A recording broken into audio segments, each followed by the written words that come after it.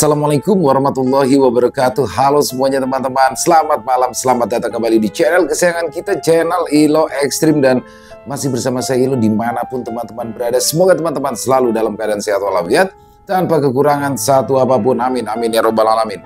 Pada kesempatan yang baik ini kami akan membawakan satu kisah dari tanah Bali, kisah dari Sinta Diary Lengkas. Wow, kisah yang ditunggu-tunggu selalu ya teman-teman ya.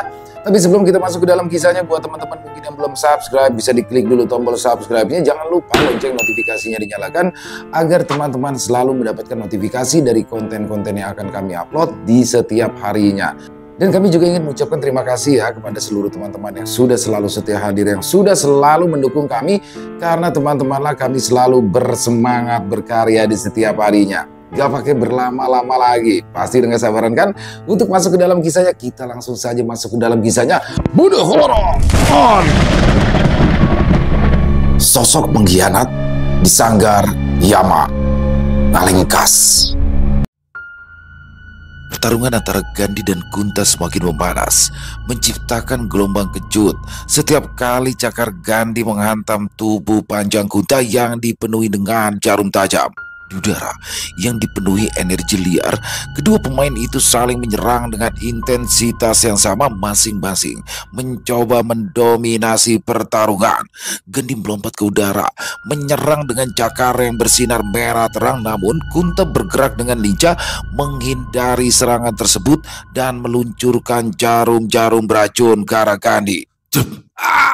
Gandhi berhasil menghindari sebagian besar jarum, tetapi satu jarum berhasil mengenai lengan kirinya, membuatnya terhuyung sejenak.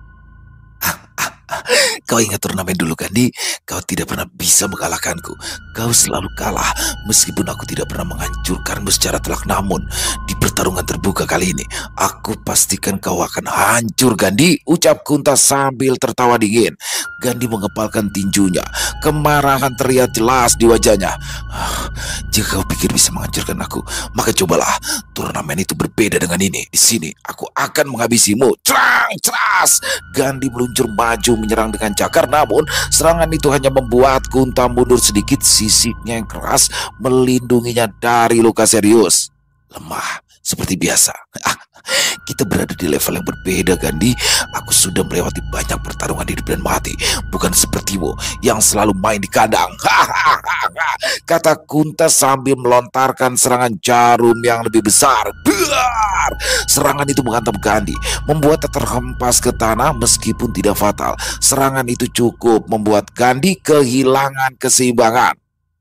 Sementara itu, Wayan berjuang mati-matian melawan Sura dan Bila. Bola api Wayan menghantam kedua musuhnya, tetapi Sura dengan sayapnya yang besar memadamkan api itu dengan mudah. Sementara Bila menyerang Wayan dengan cakar. Ceras!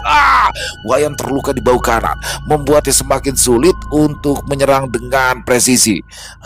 Sura, kau mengecut hina. Semua ini ulahmu kan? Kau yang membantai semua penduduk desa ini. Bajingan keji kau Sura, teriak Wayan dengan penuh amarah. Sura tersenyum dingin, tetapi matanya menunjukkan ketidaknyamanan. Aku tidak tahu apa yang kau bicarakan. Aku memiliki kekuatan, tapi aku tidak perlu melakukan pembantaian untuk menunjukkan dominasiku. Bohong, semua ini pasti ulahmu. Siapa lagi jika bukan kau? Karena kau satu-satunya yang mengetahui bahwa aku dan Badai pernah kemari, teriak Wayan lagi, lalu menyerang dengan bola api besar. Cegar! Sura berhasil menghindar, tetapi bila meluncur cepat menyerang Wayan dari belakang, cakar gelapnya menghantam Wayan, membuatnya terjatuh. Jedung. Aku tidak peduli siapa yang membantai desa ini, tapi kau akan mati di sini, Wayan, kata Bila dengan suara licik, bersiap untuk serangan berikutnya. Di tempat lain, para pemain menengah yang tersisa, termasuk Moyan dan Kawai, berjuang untuk tetap hidup. Dari 10 pemain, kini hanya tinggal 4 orang. Mereka dikepung oleh sisa pasukan Sanggar Bayu yang terus menyerang tanpa henti. Bertahanlah, jangan biarkan mereka menguasai kita, teriak Moyan melindungi Kawai dengan tameng batunya. Cerang, cas! Namun Kawai sudah terluka parah, darah mengalir dari kakinya. Meski begitu ia tetap bertahan. Kita tidak bisa kalah di sini, Moyan. Wayan dan Gandhi membutuhkan kita. Ya, aku tahu. Bertahanlah Kawai, tapi kau terluka parah. Jangan memaksakan dirimu, balas Moyan sambil menyerang dengan pedangnya. Blar! Satu musuh berhasil dilumpuhkan, kepalanya terbelah dengan sabetan Wayan, tetapi mereka masih kewalahan oleh jumlah musuh yang terus mendesak. Gandhi yang sudah mencapai batasnya menghela nafas panjang. Dia tahu jika ini terus berlanjut, ia tidak akan bisa bertahan. Tidak ada pilihan lain. Ngelengkas, semut merah peluru tingkat akhir. Tubuh Gandhi berubah drastis. Dengan cangkang yang lebih besar dan cakar yang lebih besar, matanya bersinar merah terang, memancarkan aura kematian. Bagus, bagus Gandhi. Akhirnya kau menunjukkan kekuatanmu yang sebenarnya. Tapi aku juga tidak akan menahan diri. Teriak Kunta.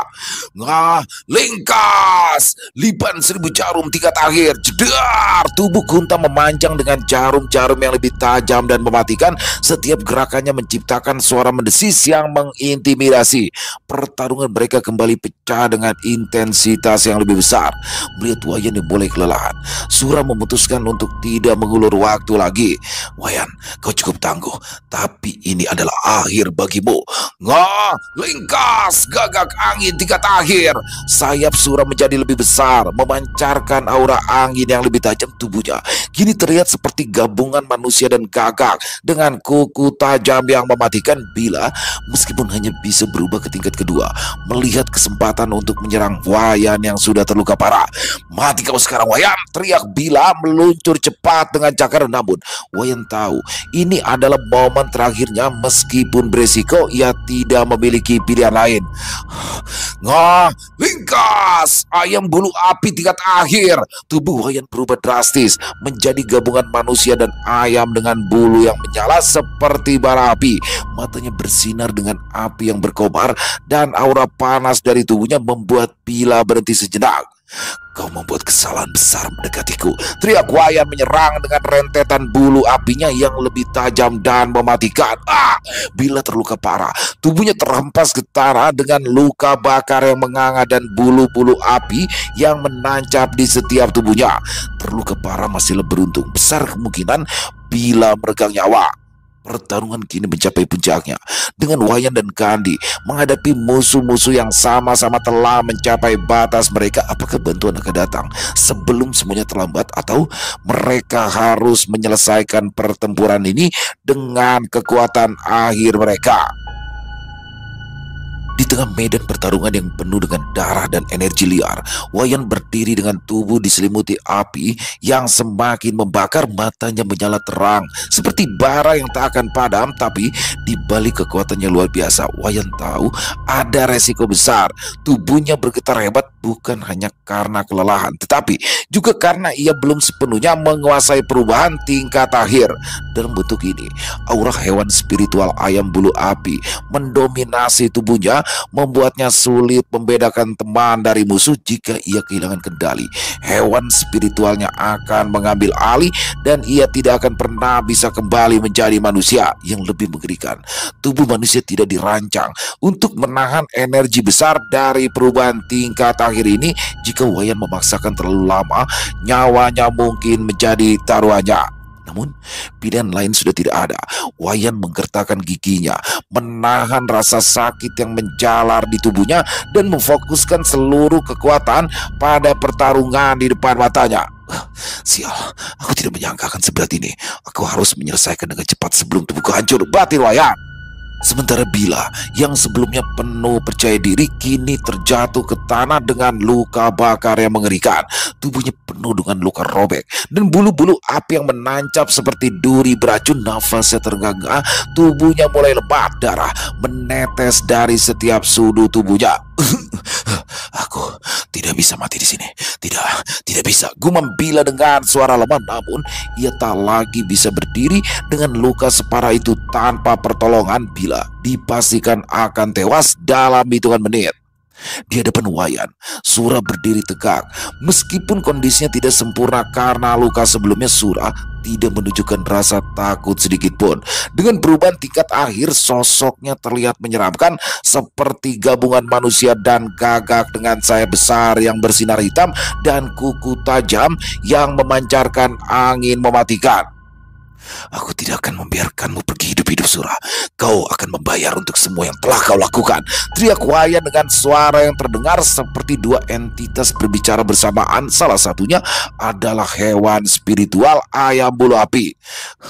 Wayan, aku bisa melihatnya. Tubuhmu tidak siap.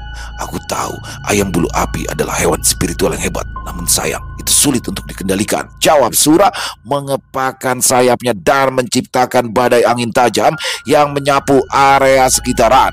Wayan melompat tinggi, menghindari serangan angin tersebut dan meluncur ke arah Sura dengan cakar api yang menyala terang. Jegar, terang. Serangan Wayan menghantam sayap Sura, tapi Sura memutar tubuhnya di udara dan menyerang balik dengan cakarnya yang besar. Ceras! Wayan terhuyung sejenak. Darah mengalir dari lengannya, tapi ia tidak menyerah. Tubuhnya memanas dan aura apinya semakin besar membuat Sura harus menjaga jarak. Sial, setiap organ dalamku rasanya seperti terbakar.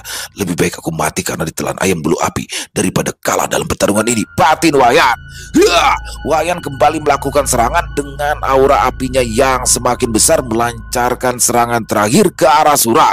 Ini adalah akhir bagimu, Sura, teriak Wayan meluncur dengan kecepatan tinggi. Tajinya bersinar dan terlihat sangat berbahaya. Cering, jegar. Di sisi lain, Gandhi yang berada dalam bentuk tingkat akhir semut merah peluru berusaha keras melawan Kunta, namun tubuh Gandhi sudah mulai melemah karena kelelahan. Meski cangkang tubuhnya keras, serangan jarum-jarum tajam dari Kunta berhasil menembus beberapa bagian tubuhnya dan menciptakan luka yang cukup serius. Kau terlalu lemah, Gandhi. Kau pikir perubahan tingkat akhir bisa menyelamatkanmu? Kunta tertawa menyerang dengan hujan jarum besar yang penuh dengan energi mematikan. Gandhi terjatuh. Darah mengalir deras dari punggung dan lengannya. Aku tidak akan pernah kalah darimu, Kunta. Jika bukan karena kondisiku, kau tidak akan pernah bisa memojokkan aku seperti sekarang, teriak Gandhi mencoba bangkit meskipun tubuhnya sudah hampir mencapai batas. Apa yang kau katakan, Gandhi? Ini bukanlah duel di arena. Ini adalah pertarungan terbuka. Jangan kau pikir untuk mendapatkan keadilan pemenanglah jawaranya, kalah tetaplah pecundang. Slap, cering, berdar. Pertarungan mereka terus berlangsung dengan Kunta mendominasi karena staminanya yang lebih baik. Namun Gandhi tetap berjuang dengan sisa kekuatan yang ia miliki. Di tengah kekacauan, Moyan, Kawai, dan dua pemain menengah lainnya terus bertahan melawan rombongan Sanggar Bayu. Namun kondisi mereka semakin buruk. Kawai, mereka terlalu banyak. Mundurlah, kau sudah sangat terluka parah, teriak Moyan yang juga terluka namun masih bisa berdiri dan bertahan. Namun Kawai dengan tubuh penuh luka berusaha untuk berdiri di depan Moyan seperti tameng hidup. Moyan, terima kasih. Senang bisa bertarung bersama hingga akhir. Aku harap kau bisa selamat, jawab Kawai lalu maju ke arah musuh meskipun darah terus mengalir dari tubuhnya. Cerang, ceras. Kawai, apa yang kau lakukan? Teriak Moyan. Kawai bertarung dengan sekuat tenaga, melumpuhkan dua musuh yang mencoba mendekat, namun jumlah musuh terlalu banyak. Bunuh dia, serang dia dari segala sudut, ucap pemain musuh. Cerp, cerp, cas. Kawai berteriak saat serangan tombak menembus tubuhnya. Pedang menusuk punggungnya dan senjata lain bersarang di bagian tubuhnya, tapi ia tidak mundur. Serangan Kawai meluas hingga musuh yang mengepungnya mundur. Beberapa senjata masih tertancap di tubuhnya. Dengan nafas terakhirnya, Kawai melompat ke arah musuh dan menyerang dengan seluruh kekuatannya, menciptakan ledakan besar yang melumpuhkan sebagian musuh di sekitarnya. Cegar! Ketika debu mereda, Kawai masih berdiri menyangga tubuh dengan senjatanya. Kawai, teriak Moyan. Kawai menengok sebentar ke arah Moyan, kawan lama dan juga sahabat dekatnya. Kawai tahu ia tidak akan bisa tertolong lagi dengan kondisi yang sebelumnya, dan kini Kawai sudah tidak memiliki kekuatan lagi. Ia menutup mata dan akhirnya ceras, bro. Kepala Kawai terlepas dari tubuhnya. Moyan tidak bisa apa-apa. Ia hanya bisa melihat Kawai tewas di depan matanya. Matanya memerah, memendam amarah. Sial, dia tangguh juga hanya karena dia 8 orang mati olehnya. Sekarang hanya tersisa mereka bertiga yang sudah terluka dan melemah. Ayo, kepung mereka, serang secara bersamaan. Ayo, para pemain Sanggar Bayu kembali melakukan serangan. Kawai, Aku tidak akan melupakan pengorbananmu, tapi aku juga akan menyusulmu. Gumam Moyan menggertakkan giginya sambil bersiap untuk pertarungan terakhir. Cering, tras, dua orang di belakang Moyan langsung meregang nyawa. Tubuhnya hampir terbelah karena golok yang tajam. Satunya tertembus beberapa senjata hingga dadanya berlubang. Suasana sudah seperti lautan darah, bau anyir menyeruak. Aroma kematian begitu dekat. Hanya tersisa Moyan seorang diri. Matanya memerah, sekujur tubuhnya penuh luka dan nafasnya mulai berat. Kau tidak perlu melawan lagi, ha? Aku akan membunuhmu dengan cepat, ujar pemain musuh yang bersiap memenggal kepala Moyan. Moyan berteriak meluapkan amarah. Salah satu pemain musuh yang mencoba menyerang tiba-tiba berteriak kesakitan dan memegangi kepalanya. Darah mulai keluar dari telinga, mata, dan mulutnya. Prak, piar, kepalanya langsung meledak dan mati seketika. Para pemain musuh langsung mundur menjauh dari Moyan. Apa yang sebenarnya terjadi? Moyan mengepalkan tangannya, melihat ke arah langit sejenak, kemudian menatap dingin ke arah para pemain Sanggar Bayu. Moyan dalam situasi hidup dan mati. Akhirnya ia telah melewati batasnya. Ngah, lingkas! Moyan akhirnya telah berhasil melakukan perubahan pertamanya. Gajah angin belalai gergaji. Tubuh Moyan mulai memancarkan aura putih keperakan. Belalainya yang panjang muncul, berubah menjadi tajam seperti gergaji, sementara kakinya yang besar mengentak tanah, menciptakan retakan yang menyebar seperti jaring laba-laba. Apakah mereka bisa bertahan dalam pertempuran yang tampaknya tidak seimbang ini? Atau apakah pengorbanan Kawai akan menjadi sia-sia tanpa bala bantuan? Medan pertarungan telah berubah menjadi arena penuh kehancuran. Api, angin, dan energi liar menghancurkan setiap sudut desa dan hutan. Gandhi dengan tubuh semut merah peluru tingkat akhir tanpa kepayahan, cangkangnya yang kokoh penuh dengan retakan. Darah mengalir dari luka di tubuhnya. Serangan bertubi-tubi dari Kunta, silipan 1000 jarum tingkat akhir, semakin membuatnya terdesak. Gandhi, kau hampir selesai. Aku bisa merasakannya. Tidak ada lagi kekuatan yang tersisa padamu. Menyerah! Teriak Kunta dengan nada mengejek. Tubuh panjangnya melingkar di sekitaran Gandhi. Jarum-jarum besarnya memancarkan cahaya beracun. Beberapa jarum menancap di bahu dan kaki Gandhi, memaksanya jatuh berlutut. Namun Gandhi tidak menyerah. Dia menatap Kunta dengan penuh kebencian, menggertakkan giginya meski tubuhnya hampir hancur. Selama aku masih bernafas, aku tidak akan membiarkanmu menang, Kunta. Kau akan merasakan akibatnya, teriak Gandhi berusaha bangkit dengan sisa tenaga yang ada. Sementara itu, di sisi lain medan perang, Wayan bertarung sengit melawan Sura. Kedua pemain saling bertukar serangan, menciptakan gelombang panas dan badai angin yang membuat tanah di bawah mereka terkoyak. Wayan meluncur cepat dengan cakar apinya, sementara Sura dengan sayap besar menciptakan badai angin untuk menahan serangan. Wayan, kau tangguh, tapi aku tahu kau sedang melawan dirimu sendiri. Kau tidak akan bertahan lama, teriak Sura menyerang dengan cakarnya yang besar. Ceras! Cakar Sura menghantam tubuh Wayan, membuatnya terpental. Namun Wayan dengan cepat bangkit kembali. Api di tubuhnya semakin besar. Sial, ayam bulu api ini semakin mendominasi. Aku harus mengendalikan diri, atau aku akan mati lebih cepat dari yang kubayangkan. Batin Wayan berusaha keras melawan aura hewan spiritualnya yang semakin kuat. Di sisi lain medan perang, Moyan berdiri tegap dengan wujud gajah angin belalai gergaji. Tubuhnya besar dan berotot dengan belalai panjang yang ujungnya seperti gergaji tajam. Angin berputar-putar di sekeliling tubuhnya, menciptakan aura yang mengintimidasi.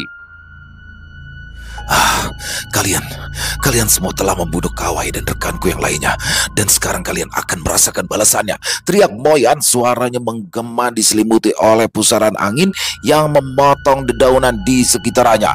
Serang dia bersama-sama, jangan beri dia kesempatan, teriak salah satu pemain Sanggar Bayu. Namun mereka tidak menyadari bahwa Moyan sekarang berada di level yang berbeda. Dengan satu hembusan belalainya, Moyan menciptakan angin tajam yang memotong beberapa musuh menjadi dua. Ceras! Dua pemain langsung tumbang. Tubuh mereka terpotong bersih oleh pusaran angin Moyan. Tidak Tidak ada ampun untuk kalian, teriak Moyan meluncur maju dengan belalai gergajinya menyerang musuh-musuh yang tersisa. Satu demi satu, pemain Sanggar Bayu jatuh di tangan Moyan. Tidak ada yang tersisa. Moyan memastikan mereka semua tewas tanpa ada yang lolos. Setelah memastikan semua musuh menengah telah dikalahkan, Moyan menoleh ke arah Wayan dan Gandhi. Sepertinya Wayan dan Gandhi sangat kesulitan. Tapi apa yang bisa aku lakukan? Meskipun aku berhasil melakukan perubahan, aku masih bukan apa-apa jika dibandingkan Kunta maupun Sura. Batin Moyan yang berusaha untuk memberikan bantuan. Moyan melihat kondisi Wayan dan Gandhi yang semakin terdesak. Dia tahu bahwa kekuatannya dalam tingkat pertama tidak akan cukup untuk mengalahkan Kunta ataupun Sura. Tetapi ia harus mencoba sesuatu untuk membantu mereka. Dengan seluruh tenaganya, Moyan mengumpulkan angin di sekeliling tubuhnya menciptakan pusaran besar. Moyan berteriak, meluncurkan angin tajam ke arah Kunta dan Sura. Sasbar! Serangan itu tidak melukai Kunta ataupun Sura secara langsung, tetapi cukup untuk mengalihkan perhatian mereka. Angin yang diciptakan Moyan menggema keras membuat Kunta dan Sura harus menutup telinga mereka karena suara membekakan itu. Wayan, Gandhi, serang sekarang, teriak Moyan.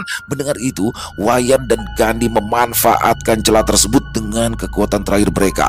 Keduanya meluncur maju untuk melancarkan serangan fatal. Terima ini Kunta, teriak Gandhi menyerang Kunta dengan cakar yang besar. Cring, jegat. Cakar Gandhi menghantam tubuh Kunta, menciptakan luka besar di bagian tengah tubuhnya. Kunta terjatuh, darah mengalir deras dari lukanya. Di sisi lain, Wayan meluncur dengan cakar apinya yang menyala terang. Ini adalah akhir untukmu Sura, teriak Wayan menyerang dengan tajinya yang bersinar seperti bara api. Cas!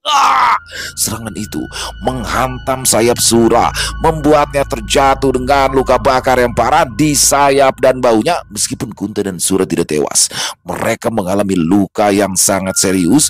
Keduanya tergeletak di tanah, nafas mereka terengah-engah. Moyan berdiri di tengah medan perang, mengamati Wayan dan Gandhi yang terluka parah dan berusaha untuk bertahan. Dia tahu pertarungan ini belum sepenuhnya dimenangkan, tapi setidaknya mereka berhasil membalikan keadaan walaupun sementara. Kalian tidak akan lolos begitu saja, gumam Kunta dengan suara lemah, kemudian berubah menjadi wujud manusia. Sura terkapar tak sadarkan diri dan mengalami luka bakar serius. Wayan juga tergeletak. Beruntung Wayan masih bisa dalam kondisi manusianya, walaupun kondisi tubuhnya begitu parah antara luka bakar dan juga luka-luka dalam pertarungan. Moyan, bawa kami segera pergi, pinta Gandhi lemah. Ini adalah kesempatan. Aku harus membunuh mereka dulu, tegas Moyan. Jangan lakukan itu Moyan. Mereka belum benar-benar tumbang. Kunta dan Sura bisa bangkit kapanpun. Jangan mengambil langkah yang salah. Segera pergi dari sini sebelum kita semuanya tidak bisa kembali hidup-hidup, tegas Gandhi. Moyan yang baru berhasil melakukan perubahan menjadi sedikit percaya diri, tapi Moyan memikirkan ucapan Gandhi kemudian memutuskan untuk membawa Gandhi dan Wayan pergi. Moyan yang masih dalam bentuk perubahannya cukup mudah untuk membawa mereka. Medan pertarungan itu menjadi lokasi yang penuh kengerian. Pertarungan tersebut mungkin telah dimenangkan, tetapi perang melawan Sanggar Bayu masih jauh dari kata selesai. Setelah pertarungan berdarah itu berakhir, desa Bugi dan hutan di sekitaran menjadi sunyi.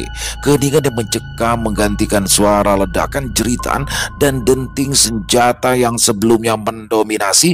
Asap hitam masih membumbung dari sisa-sisa api, menyebarkan bau hangus daging dan kayu terbakar. Tanah penuh berjak darah yang mulai mengering. Sementara potongan tubuh para korban berserakan di berbagai sudut, tidak ada tanda-tanda kehidupan, hanya kehancuran total. Hutan yang dulunya lebat dan hijau kini berubah menjadi medan perang yang penuh dengan luka. Di kejauhan, di atas bukit yang menghadap ke medan pertempuran, dua sosok berdiri mengamati dari bayangan pepohonan. Mereka adalah Dharma, pemimpin Sanggar Bayu dengan wujudnya yang penuh karisma gelap, dan Gale, mantan pemimpin Sanggar Siwa yang sekarang menjadi wakil Dharma. Pertarungan mereka menarik. Mereka lemah, terutama dalam kondisi seperti itu. Jika kita bisa dengan mudah menghabisi mereka, jika aku turun langsung, Kenapa kau membiarkan mereka pergi, Dharma? Ucap Gale menyeringai. Dharma dengan tatapan tajam yang penuh perhitungan hanya diam sejenak sebelum menjawab. Tidak, tidak Gale. Kita biarkan mereka pergi. Ketakutan adalah senjata yang jauh lebih efektif daripada kematian. Dengan apa yang terjadi hari ini, mereka akan merasakan tekanan, kelelahan. Mereka akan menjadi beban, membuat mereka lebih mudah dihancurkan saat waktunya tiba. Gale memutar matanya, tetapi akhirnya mengangguk. Kau selalu punya rencana besar, Dharma. Tapi ingat, memberi musuh waktu untuk bernafas bisa menjadi pedang bermata dua. Ya, aku tahu Gale, tapi tidak dengan cara ini. Ketakutan mereka akan membuat sanggar Yama dan Durga terpecah. Mereka akan hidup dalam ketidakpastian. Dan ketika waktunya tiba, aku akan membawa kekuatan penuh untuk menghancurkan mereka. Jawab Dharma tegas. Dharma berdiri tegak, aura gelap menyelimuti tubuhnya. Wujud leaknya serigala ekor pedang adalah perpaduan manusia dan serigala besar dengan ekor panjang berbentuk pedang tajam yang memancarkan cahaya merah. Gale dengan wujud leaknya, ular berkepala merah menjulang di belakangnya. Tubuhnya bersisik hitam mengkilap dengan kepala merah menyala yang tampak menakutkan. Ambil Kunta dan Sura, kita bawa mereka pulang. Mereka harus segera dipulihkan. Perintah Dharma, suaranya tenang namun penuh dengan kuasa. Sial, aku tidak suka disuruh-suruh. Tapi tidak masalah untuk kali ini, batin Gale. Gale terpaksa mengangguk, bergerak ke arah Kunta dan Sura yang terkapar dengan luka parah. Dengan mudah Gale membawa mereka di punggung wujud leaknya, dan bersama Dharma mereka kembali ke Sanggar Bayu. Sementara itu, di Sanggar Yama, Moyan tiba dengan tubuh penuh luka sambil membawa Wayan dan Gandhi yang hampir tak sadarkan diri. Melihat kondisi mereka, Oman segera turun tangan, wajahnya berubah tegang. Apa yang terjadi? Tanya Oman dengan suara berat menatap Moyan yang menurunkan Wayan dan Gandhi perlahan. Misi kami gagal, bos. Kami disergap di kawasan Desa Bugi. Kejadiannya, jawab Moyan sambil terengah-engah menjelaskan semuanya. Bade yang mendengar hal itu langsung emosi. Selain Wayan, rekan dekatnya kini terluka parah. Desa Bugi adalah tempat tinggal Dayu. Bos, izinkan aku pergi untuk mengecek ya. Pinta Bade. Pergilah, Putu, temani Bade. Perintah Oman. Baik bos, balas Putu dengan suara beratnya. Oman menggertakkan gigi, tangannya mengepal, matanya menatap tajam ke arah Moyan. Di dalam hatinya, ia mulai mencurigai bahwa aksi mereka diketahui karena ada pengkhianatan di dalam sanggarnya. Namun, Oman tidak mengungkapkan kecurigaan itu, hanya menyimpan dalam pikirannya. Aku yakin ada pengkhianat. Jika aku menemukannya, akan aku habisi dia dengan tanganku sendiri, batin Oman. Moyan, beristirahatlah. Aku akan memikirkan langkah berikutnya, ucap Oman. Wayan dan Gandhi juga langsung diberikan perawatan. Oman juga mengutus seseorang untuk mengabari Sanggar Duga. Di waktu yang sama, Bade dengan ditemani Putu bergegas menuju ke Desa Bugi. Keduanya bergerak dengan cepat melalui hutan yang penuh bekas kehancuran hingga akhirnya mereka tiba di desa yang telah berubah menjadi neraka di bumi. Bade berhenti di tengah desa, tubuhnya bergetar melihat pemandangan yang ada.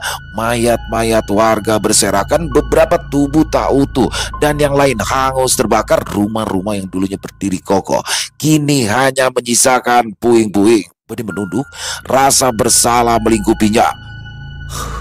Ini semua salahku, gumamnya pelan, hampir seperti berbicara pada dirinya sendiri. Bade, Putu memanggil lembut, tetapi Bade mengangkat tangannya meminta Putu untuk tidak melanjutkan. Desa ini hancur karena aku. Karena kedatanganku, mereka semua dibantai.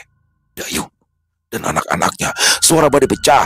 Ia jatuh berlutut di tanah, meninju tanah dengan penuh amarah. Putu hanya bisa diam, membiarkan Bade meluapkan emosinya. Setelah beberapa saat, Putu memutuskan untuk bertindak. Kita harus mengumpulkan mereka. Mereka layak untuk mendapatkan penghormatan, katanya dengan nada yang tegas. Bade mengangguk pelan, berdiri dengan lemah. Bersama-sama mereka mulai mengumpulkan mayat-mayat warga dan para pemain yang gugur, mengumpulkan mereka ke dalam satu rumah yang tersisa. Setelah selesai, Putu menyalakan api, membakar rumah itu sebagai upacara terakhir untuk para korban. Asap hitam membumbung ke langit, membawa aroma kematian yang menyakitkan. Bade berdiri diam, menatap api yang berkobar di dalam hatinya. Dendamnya semakin membara. Kunta, kau sudah membunuh ayahku, dan sekarang kau juga menghancurkan desa ini. Aku bersumpah, aku akan menghabisimu, tak peduli apapun resikonya. Gumam Bade dengan suara penuh kebencian. Putu menepuk bau Bade. Dendam akan membutakanmu, Bade. Tapi aku paham perasaanmu. Jika kau butuh bantuan, aku akan bersamamu. Tapi kali ini, kita tidak boleh gegabah. Bade mengangguk tanpa bicara, tetapi matanya yang memerah menunjukkan bahwa tekadnya sudah bulat. Bade tahu ini akan jadi pertarungan yang melibatkan banyak orang. Kengerian yang terjadi di desa Bugi baru awal tragedi. Pertumpahan darah yang lebih mengerikan lagi akan terjadi cepat atau lambat. Setelah memastikan tidak ada lagi ancaman di desa Bugi, Bade dan Putu meninggalkan desa itu yang kini hanya menyisakan puing-puing dan aroma kematian. Sepanjang perjalanan ke Bali, keduanya berjalan dalam keheningan. Bade tampak tertekan, wajahnya suram, sementara Putu tetap tenang mencoba membaca emosi Bade tanpa mengganggunya. Bade, kau tidak perlu menyalahkan dirimu sendiri. Apa yang terjadi sudah terjadi. Fokuslah pada apa yang bisa kita lakukan selanjutnya. Putu akhirnya membuka suara menepuk bau Bade. Aku tahu, Putu, tapi dendam ini, dendamku pada Kunta, aku tidak bisa mengabaikannya, dan dia harus membayarnya. Bade menjawab dengan suara berat, matanya menatap lurus ke depan tanpa ekspresi. Putu hanya mengangguk pelan. Kita akan hadapi bersama, Bade. Karena Kunta telah bekerja sama dengan Dharma, maka ada alasan kuat bagiku untuk terlibat. Keduanya kemudian mempercepat langkah untuk menuju Sanggaryama. Di Sanggaryama, Oman merasa tidak seperti biasanya. Kecurigaan bahwa ada pengkhianat di sanggarnya terus menghantui pikirannya. Untuk mengalihkan kegelisahannya, dia memutuskan untuk berjalan mengelilingi sanggar, sesuatu yang jarang ia lakukan. Ia memulai dengan mengunjungi area penonton, di mana beberapa pemain yang sedang beristirahat menyapanya dengan hormat. Oman membalas sapaan mereka dengan senyuman tipis meskipun pikirannya jelas terganggu. Lalu ia berjalan ke area latihan, di mana para pemain sedang berlatih dengan giat. Beberapa dari mereka berhenti sejenak untuk menyapanya. "Bos Oman," Oman mengangguk, menyuruh mereka untuk kembali berlatih. Dari sana, ia menuju ke area pertarungan, tempat beberapa pemain menengah sedang menguji kemampuan mereka. Dia berdiri sejenak memperhatikan pertarungan itu dengan seksama, mencoba menemukan tanda-tanda yang mencurigakan, tapi tidak ada yang aneh. Setelah itu, ia menuju restoran-restoran yang berada di dalam sanggar. Dia melihat orang-orang makan dan bercengkrama. Beberapa orang yang tinggal di sanggarnya juga menyapanya dengan penuh hormat. Oman membalas mereka dengan baik, meskipun pikirannya masih diliputi kecurigaan. Lalu, Oman akhirnya memutuskan untuk pergi ke sebuah restoran tersembunyi milik Ajo, seorang pria tua yang dulu sangat tegak-tegaknya sebelum membangun Sanggaryama. Saat Oman masih memimpin sebuah klub kecil, Ajo adalah salah satu orang kepercayaannya. Namun, hubungan mereka perlahan merenggang setelah Oman memutuskan untuk menjadikan klubnya sebagai sanggar resmi.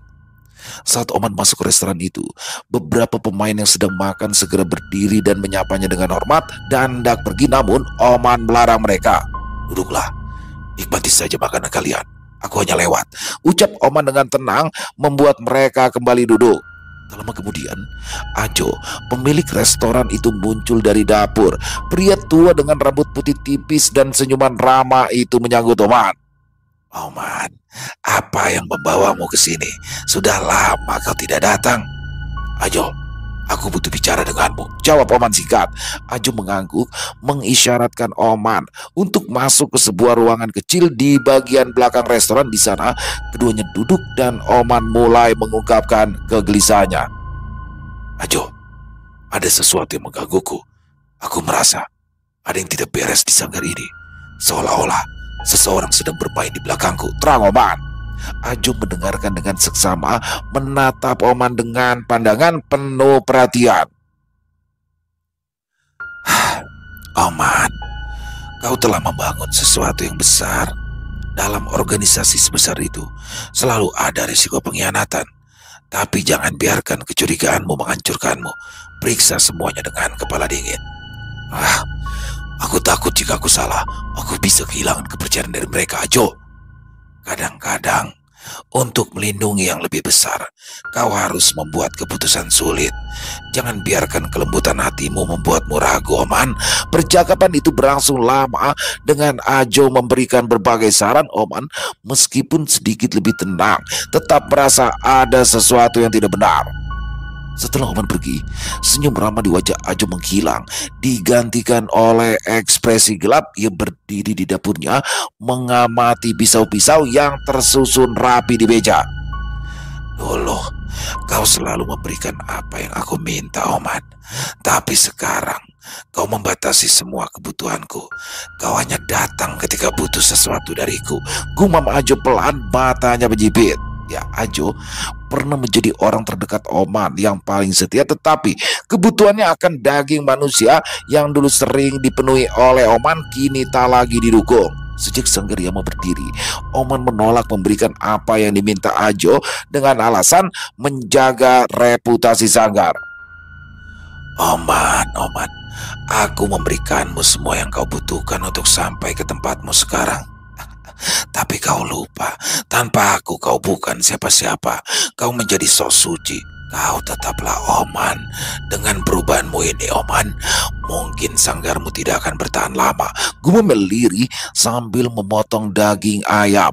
Dengan sabetan pisaunya cepat hingga terpotong menjadi beberapa bagian. Meski demikian, Ajo tetap memberikan saran-saran kepada Oman, namun di dalam hatinya ia berharap saran-saran itu akan membawa kehancuran bagi Sanggar Yama. Hari-hari telah berlalu. Setelah pertempuran sengit yang meninggalkan luka mendalam bagi Sanggar Yama dan Durga, Wayan yang sebelumnya terluka parah kini mulai menunjukkan pemulihan yang luar biasa. Setiap hari ia berlatih lebih giat, seolah bertekad untuk tidak lagi mengulangi kesalahan di masa lalu.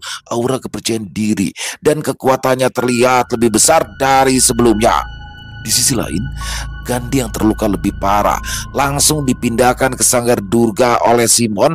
Setelah mendengar kabar dari Oman, kondisi Gandhi masih jauh dari kata pulih. Simon, pemimpin Sanggar Durga, mengatur perawatan intensif untuk sahabat, sekaligus tangan kanannya itu memastikan bahwa Gandhi akan mendapatkan perawatan terbaik. Pagi itu, Ajo bersiap untuk pergi berbelanja kebutuhan restorannya. Salah satu pemain Sanggar Yama, seorang pemuda bernama Tirta, menawarkan diri untuk mengawal. Ajo, biar aku yang menemanimu. Kota ini tidak selalu aman, kata Tirta dengan nada hormat. Namun, Ajo hanya tersenyum ramah dan menggeleng. Tidak perlu, anak muda. Siapa yang tega merampok orang tua seperti aku?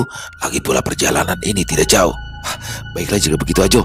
Jangan sungkan untuk mengatakan padaku jika memang kau butuh bantuan. Terima kasih, anak muda. Dengan alasan sederhana itu, Ajo menolak tawaran dari Tirta. Tapi kenyataannya Ajo punya agenda lain. Dia harus bertemu dengan seseorang yang sudah lama ia hubungi, seorang anak buah Dharma, pemimpin Sanggar Bayu. Dalam perjalanannya menuju kota Rancong, Ajo berjalan dengan langkah santai. Di tengah perjalanan, seorang pria berbadan kekar dengan jubah hitam mendekatinya. Ajo, akhirnya kita bertemu lagi, kata pria itu dengan nada pelan namun tajam. Ajo mengangguk dan tersenyum kecil. Ada informasi kecil yang ingin aku sampaikan, tapi aku ingin menyampaikan langsung pada Dharma. Ini terlalu besar untuk kau tangani sendiri. Pria itu mengamati Ajo dengan penuh curiga, tapi akhirnya mengangguk. Baik, kalau begitu ikutlah denganku. Aku akan membawamu Sanggar Bayu. Terima kasih.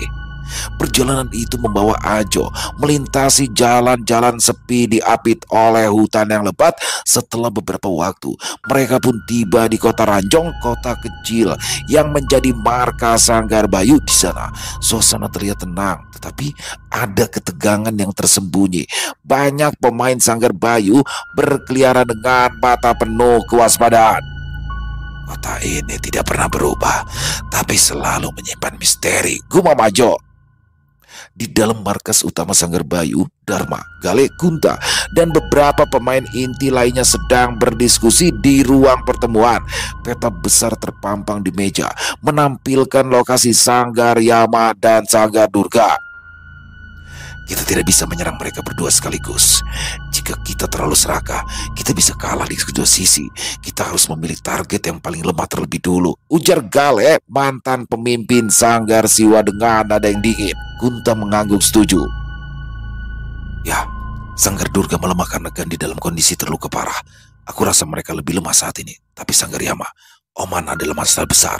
Belum lagi Bade dan pemain inti lain yang tidak kita ketahui. Aku bisa pastikan kekuatan Sanggar Durga tidak seberapa jika dibandingkan dengan kita. Dharma dengan aura yang mengintimidasi hanya duduk diam mendengarkan dengan bayangan wujud serigala ekor pedang yang tampak mengerikan di belakangnya. Dia adalah simbol ketakutan bagi semua pemainnya. Sanggar manapun yang kita serang, kita harus memastikan bahwa mereka tidak akan punya kesempatan untuk membalas. Ini bukan sekedar peringatan, tapi harus memastikan bahwa semuanya habis, kata Dharma akhirnya, suaranya rendah tapi penuh dengan otoritas.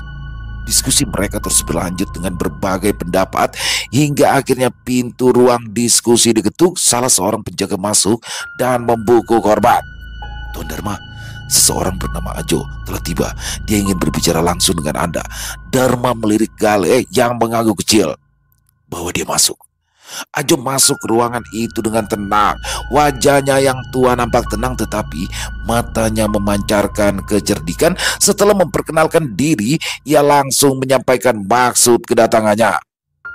Aku ingin bergabung dengan Sanggar Bayu, kata Ajo tanpa basa-basi. Ruangan itu menjadi hening. Gale melirik Dharma dengan alis terangkat, sementara Kunta tampak skeptis. Apa alasanmu ingin bergabung dengan kami, tanya Dharma, matanya menatap tajam.